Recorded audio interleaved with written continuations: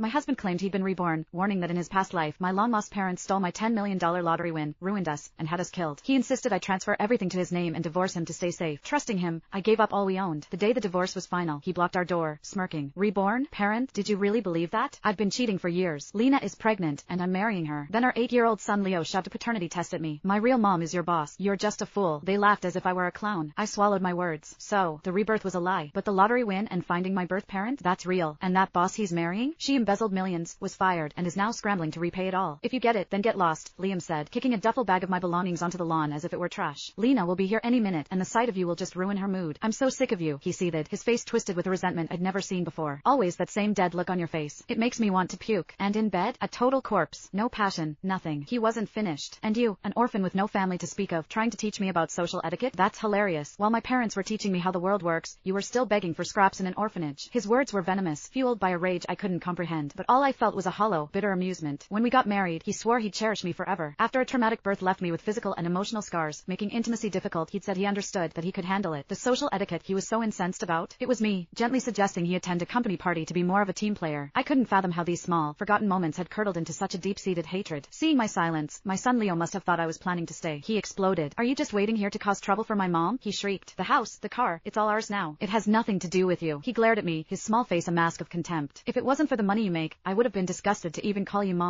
My real mom is a big shot executive. She's going to sell this dump and buy us a mansion. A mansion? They had no idea. The big shot executive he was bragging about was already drowning in debt after being fired for embezzlement, and my lottery win was real. $30 million.